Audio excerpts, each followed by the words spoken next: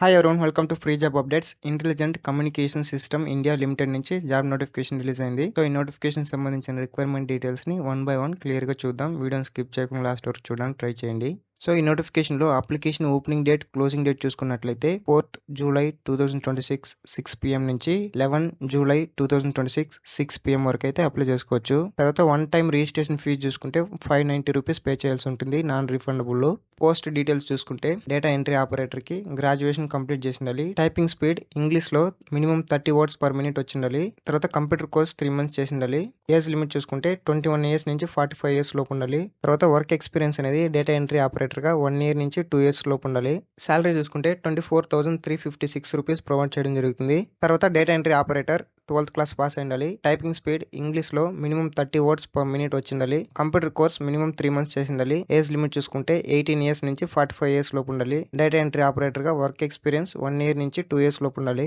Salary చూసుకుంటే 22,411 rupees pay చేయడం జరుగుతుంది పర్ మంత్ కి. తర్వాత ఎంటీఎస్ కి 10th class పాస్ అయి ఉండాలి. ఏజ్ లిమిట్ 18 years నుంచి 45 years లోపు ఉండాలి. వర్క్ ఎక్స్పీరియన్స్ చూసుకుంటే 1 year నుంచి 2 years లోపు ఉండాలి. తర్వాత సాలరీ చూసుకుంటే 18,456 రూపీస్ ప్రొవైడ్ చేయడం జరుగుతుంది. తర్వాత డ్రైవర్ కి 10th class పాస్ అయి ఉండాలి. లైట్ మోటార్ వెహికల్ లైసెన్స్ ఉండాలి. ఏజ్ లిమిట్ 18 years నుంచి 45 years లోపు ఉండాలి. వర్క్ ఎక్స్పీరియన్స్ చూసుకుంటే 1 year నుంచి 2 years లోపు ఉండాలి.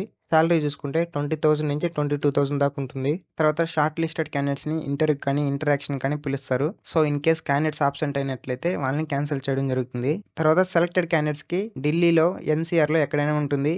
రిక్వైర్మెంట్స్ బట్టి రొటేషనల్ షిఫ్ట్ చేయాల్సి ఉంటుంది. తర్వాత డాక్యుమెంట్ వెరిఫికేషన్ కానీ ఇంటర్వ్యూ కానీ క్యాండిడేట్స్ ఖచ్చితంగా ఒరిజినల్ డాక్యుమెంట్స్ ని ప్రొడ్యూస్ చేయాల్సి ఉంటుంది. In case candidates original documents ని ప్రొడ్యూస్ చేయలేదంటే వాళ్ళని ఇన్ఎలిజిబుల్ గా కన్సిడర్ చేయడం జరుగుతుంది. తర్వాత డాక్యుమెంట్ వెరిఫికేషన్ అప్పుడు కానీ ఇంటర్వ్యూ కానీ క్యాండిడేట్స్ ఆల్ రిలవెన్స్ డాక్యుమెంట్స్ తో పాటు 1 set of self attached copies తీసుకెళ్ళాలి. అలాగే 2 passport size ఫొటోస్ ని తీసుకెళ్లాల్సి ఉంటుంది. తర్వాత 10th class, pan card, Aadhaar card ఈ 3 డాక్యుమెంట్స్ లో మీ బేసిక్ డీటెయిల్స్ అనేది మ్యాచ్ అవ్వాల్సి ఉంటుంది. తర్వాత డాక్యుమెంట్ వెరిఫికేషన్ కానీ ఇంటర్వ్యూ కానీ ఇంటరాక్షన్ కానీ ఎటువంటి ట్రావెలింగ్ అలవెన్సెస్ కానీ డిఎన్ఎస్ అలవెన్సెస్ కానీ ప్రొవైడ్ చేయరు. తర్వాత ఈ రిక్రూట్మెంట్ ప్రాసెస్ లో ఇన్ఫ్లుయెన్స్ కానీ పొలిటికల్ రికమెండేషన్ కానీ ఏమైనా యూజ్ చేసినట్లయితే వాళ్ళని డైరెక్ట్ గా డిస్క్వాలిఫికేషన్ చేయడం జరుగుతుంది. తర్వాత ఈ రిక్రూట్మెంట్ ప్రాసెస్ లో ఎనీ స్టేజ్ లో candidates false, misleading, incorrect information provide చేసినట్లయితే వాళ్ళని డైరెక్ట్ గా క్యాన్సిల్ చేయడం జరుగుతుంది. తర్వాత సెలెక్టెడ్ క్యాండిడేట్స్ కి first 2 months first 15 days salary అనేది సెక్యూరిటీ డిపాజిట్ చేయడం జరుగుతుంది. కాంట్రాక్చువల్ ఆబ్లిగేషన్ కంప్లీట్ అయిన తర్వాత నో డ్యూస్ సర్టిఫికేట్ ప్రొవైడ్ చేస్తే కట్ చేసిన అమౌంట్ తో పాటు ఇంట్రెస్ట్ కూడా ప్రొవైడ్ చేయడం జరుగుతుంది. తర్వాత ఈ రిక్రూట్మెంట్ ప్రాసెస్ లో క్యాండిడేట్స్ ప్రొఫెషనల్ మెయింటైన్ చేయాలి. ఇన్ కేస్ మిస్కండక్ట్, ఇండిసిప్లిన్ గా ఉంటే వాళ్ళని డిస్క్వాలిఫికేషన్ చేయడం జరుగుతుంది. తర్వాత క్యాండిడేట్స్ కి అడ్వైస్ చేయడం ఏమంటే ఫర్దర్ అప్డేట్స్ కోసం ఈ యొక్క వెబ్సైట్ ని విజిట్ చేస్తూ ఉండాలి. తర్వాత ఈ నోటిఫికేషన్ సంబంధించి మీకు ఏమైనా క్వరీస్ ఉన్నట్లయితే ఈ నెంబర్ కి కాంటాక్ట్ అవ్వచ్చు. సో ఈ జాబ్స్ కి ఎలా అప్లై చేసుకోవాలంటే డిస్క్రిప్షన్ లో లింక్ ప్రొవైడ్ చేశాను. ఆ లింక్ పైన క్లిక్ చేయగానే మీకు పేజ్ అనేది ఈ విధంగా రీడైరెక్ట్ అవుతుంది. సో ఇక్కడ మీకు జాబ్ టైటిల్స్ ఉంటది, ఇక్కడ మీకు అప్లై అనే ఆప్షన్ ఉంటది. సో మీరు ఏ జాబ్ కి అప్లై చేయాలనుకుంటున్నారో ఆ జాబ్ కి అప్లై పైన క్లిక్ చేసుకోండి. అప్లై పైన క్లిక్ చేసుకున్న తర్వాత మీకు పేజ్ అనేది ఈ విధంగా ఉంటుంది. సో ఇక్కడ మీరు అకౌంట్ క్రియేట్ చేసుకోవాలి కాబట్టి క్రియేట్ అకౌంట్ పైన క్లిక్ చేసుకోండి. క్లిక్ చేసిన తర్వాత మీకు పేజ్ అనేది ఈ విధంగా ఉంటుంది. సో ఇక్కడ మీరు మీ యొక్క నేమ్ ని ఎంటర్ చేసుకోవాలి యాజ్ పర్ ఆధార్ ప్రకారము. తర్వాత డేట్ ఆఫ్ బర్త్ ని సెలెక్ట్ చేసుకోండి. తర్వాత మీ యొక్క ఆధార్ నెంబర్ ఎంటర్ చేసుకోండి. తర్వాత మీరు ఇక్కడ ఈమెయిల్ ఐడి ప్రొవైడ్ చేసి వెరిఫై పైన క్లిక్ చేసుకోవాలి. తర్వాత ఇక్కడ మొబైల్ నెంబర్ ఎంటర్ చేసుకుని వెరిఫై పైన క్లిక్ చేసుకోవాలి.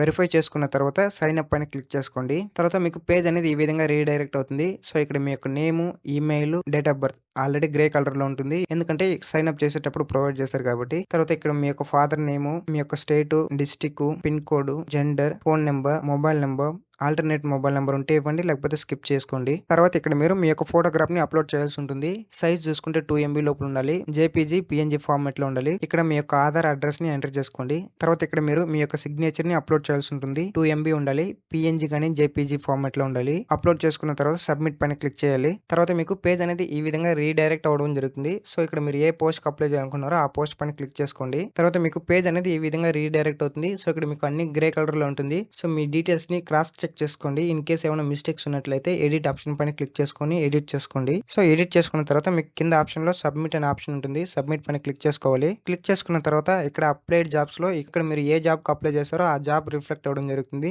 సో ఆ జాబ్ కి సంబంధించిన నోటిఫికేషన్ ని ఎక్సెల్ లో కానీ పీడిఎఫ్ ఫార్మాట్ లో కానీ డౌన్లోడ్ చేసుకోవచ్చు. దానిపైన క్లిక్ చేసుకొని తర్వాత క్యాండిడేట్ సెలెక్ట్ అయిన తర్వాత ఇక్కడ మీకు అపాయింట్మెంట్ లెటర్ ట్యాబ్‌లో ఇక్కడ మీకు ఆఫర్ లెటర్ అనేది షో అవ్వడం జరుగుతుంది. సో, ఈ యొక్క ఆఫర్ లెటర్ అనేది 5 డేస్ మాత్రమే యాక్టివ్‌లో ఉంటుంది. తర్వాత ఎక్స్‌పైర్ అయిపోతుంది. 5 డేస్ లోపలనే యాక్సెప్ట్ చేయాల్సి ఉంటుంది. యాక్సెప్ట్ చేసుకున్న తర్వాత ఎక్సెల్ ఫార్మాట్‌లో కానీ, పీడీఎఫ్ ఫార్మాట్‌లో కానీ డౌన్‌లోడ్ చేసుకోవచ్చు. తర్వాత నోటిఫికేషన్ ట్యాబ్‌లో ప్యానెల్ లిస్ట్ గురించి కానీ, మీటింగ్స్ గురించి కానీ అప్డేట్ చేయడం జరుగుతుంది. సో, ఇక్కడ మీరు రీడ్ ఇట్ పైన క్లిక్ చేసుకొని చెక్ చేసుకోవచ్చు. సో, ఇది ఈ నోటిఫికేషన్ సంబంధించిన రిక్వైర్మెంట్ డీటెయిల్స్. ఎలిజిబుల్ క్యాండిడేట్స్ ప్రతి ఒక్కరు అప్లై చేసుకోవడానికి ట్రై చేయండి. సో, ఇలాంటి డైలీ జాబ్ అప్డేట్స్ కోసం మన free job update channel subscribe చేసుకోండి. అలాగే బెల్ ఐకాన్‌ని ఎనేబుల్ చేసుకోండి. అలా ఎనేబుల్ చేయడం ద్వారా మేము వీడియోస్ అప్లోడ్ చేసిన వెంటనే మీకు నోటిఫికేషన్ ద్వారా రావడం జరుగుతుంది. అండ్ ఈ నోటిఫికేషన్ సంబంధించి మీకేమైనా డౌట్స్ ఉన్నట్లయితే కామెంట్ చేయండి. And thanks for watching.